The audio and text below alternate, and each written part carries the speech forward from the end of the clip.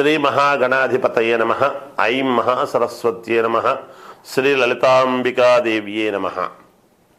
రాశి ఫలాల కార్యక్రమములో భాగంగా గురువు యొక్క మార్పు వలన, అలాగే కుజుడి యొక్క విధానము వలన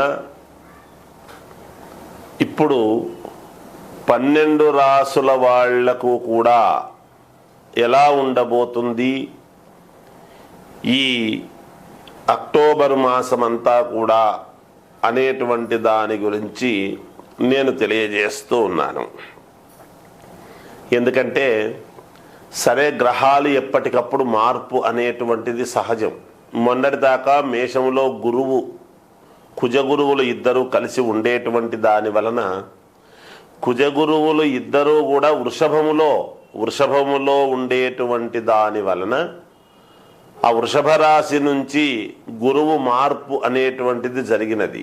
మరి జరిగిన తర్వాత మిగతా వాళ్ళకంతా కూడా ఎలా ఉండబోతుంది అనేటువంటి దాని గురించి ఇప్పుడు మనము అన్ని రాసుల వాళ్లకు కూడా ఒక స్థానము మారేటప్పటికీ ఎవరెవరు ఏ లగ్నములో పుట్టి ఉంటారో ఆ లగ్నాన్ని బట్టి గురువు ఇచ్చేటువంటి యోగాలు, అలాగే కుజుడు వృషభములో ఉండి ఇచ్చేటువంటి యోగాలు, శుక్రుడు స్వక్షేత్రగతుడై ఉండేటువంటి దాని వలన ఎవరెవరికి ఏమిటి, శని వక్రగతిలో ఉండేటువంటి దాని వలన, ఇలా గ్రహస్థితులను బట్టే కదా మనకు ఎప్పటికప్పుడు ప్రతి నెల కూడా సందర్భాన్ని బట్టి గ్రహస్థితులు మారుతూ ఉంటాయి.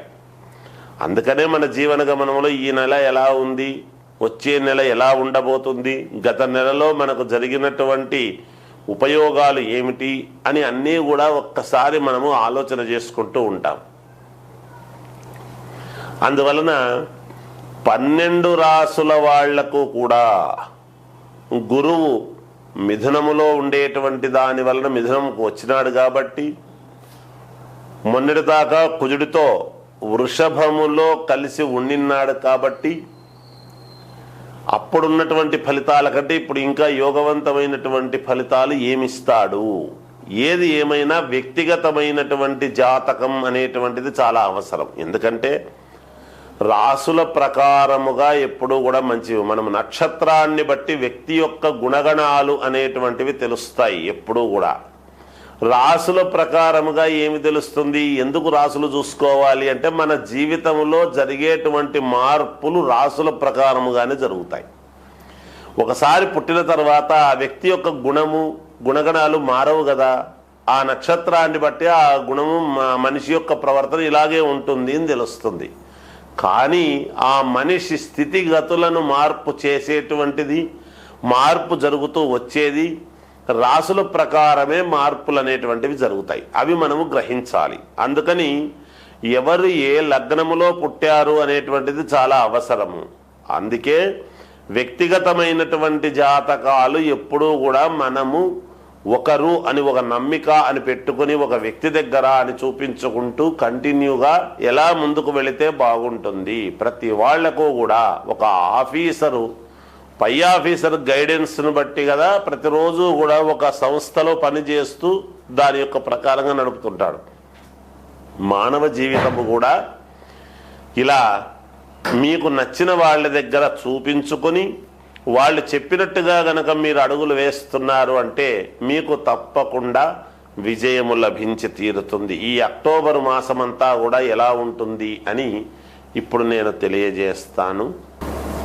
కుంభరాశి వారికి ఈ అక్టోబర్ మాసమంతా కూడా ఎలా ఉంది అంటే మహాద్భుతముగా, చాలా అంటే చాలా బాగుంది. కుంభరాశి వాళ్లకు దూర ఆలోచనలు చేస్తారు, మనసులో గుంభముగా పెట్టుకుంటారు, ఏది బయటికి చెప్పరు.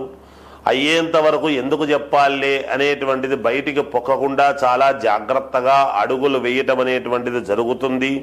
మిత్రుల సహాయ సహకారాలు మీకు బాగా అందుతాయి. విద్యయందు పరిపూర్ణమైనటువంటి పట్టు సాధించి తీరతారు. అన్ని రంగాలలోనూ స్థిరత్వం అనేటువంటిది ఏర్పరచుకుంటారు. గృహమునందు వివాహాది శుభకార్యములు చేస్తారు, ప్రాప్తము కలుగుతుంది మీకు. మాతృ సౌఖ్యము అనేటువంటిది ఉన్నది. అంటే మాతృ సౌఖ్యం ఉంది అంటే తల్లి అనుగ్రహం ఒకటి, లేదా సంతానము కావాల్సినటువంటి వాళ్లకు సంతాన యోగం అనేటువంటిది ఉంటుంది. నరదృష్టి ఉంటుంది.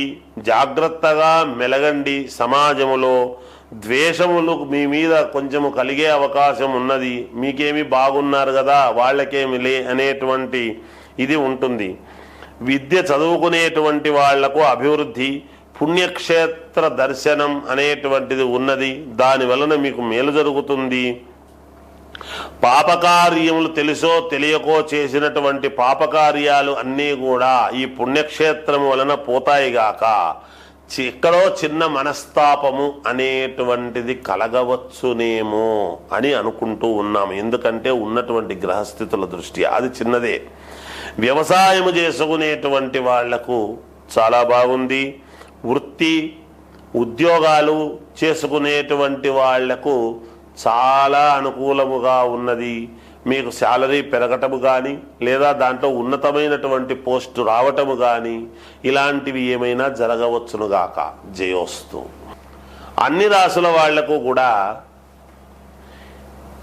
అక్టోబర్ మాసంలో దసరా పండుగలు వస్తున్నాయి కాబట్టి దసరా పండుగలలో అందరూ మీ మీ పనులు మేలు జరగటానికి, మీరు అనుకున్నటువంటి పనులలో విజయము కలగటానికి, మీకు సర్వము అనుకూలవంతముగా ఉండేటువంటి దానికి మీరు ఒక శ్రీచక్రము అనేటువంటిది ఒక పటము తెచ్చుకోండి ఇంట్లో కొనుక్కొని. ఆ పటాన్ని పసుపు నీళ్లతో శుభ్రముగా తుడిచి, ఆవు పేడ దొరుకుతుంది, గోమయం, ఆవు పేడ తీసుకొని శ్రీచక్రము యొక్క బిందువు పటములో మధ్యలో ఉంటుంది బిందువు అని, ఆ బిందువు దగ్గర ఆ గోమయాన్ని మనము గంధములాగా పెట్టండి. పెట్టిన తర్వాత దాని మీద పసుపు పెట్టి దాని మీద కుంకుమ పెట్టండి. పెట్టిన తర్వాత ఈ దసరా 10 రోజులు కూడా సాయంకాలము పూట 5 గంటల నుంచి 7 గంటల లోపల, 5 నుంచి 7 గంటల లోపల మీ ఇష్టం, సాయంకాలం కొంచెం నిష్టగా మహాలక్ష్మి అష్టోత్తరము అనేటువంటిది ఆ పటము మీద వేస్తూ రాండి. రోజు కూడా ఆ కుంకుమతో మామూలుగా లక్ష్మీ అష్టోత్తరం, ఓం ప్రకృతై నమః వికృతై నమః అనేటువంటి అష్టోత్తరము ఉంటుంది. అది చదివి అక్కడ కుంకుమ వేస్తూ ఆ కుంకుమ మీరు ధరిస్తూ రండి. ఈ 10 రోజులు ఆ పని చెయ్యండి. తప్పకుండా మీరు అనుకున్నటువంటి పనులు నెరవేరటానికి మేలు జరుగుతుంది. శ్రీచక్రము అనేటువంటిది మూలం, అమ్మవారి యొక్క మూలదేవత. సర్వదేవతలు శ్రీచక్రములో ఉన్నాయి. అందరు అమ్మవార్లు ఉంటారు అందులో.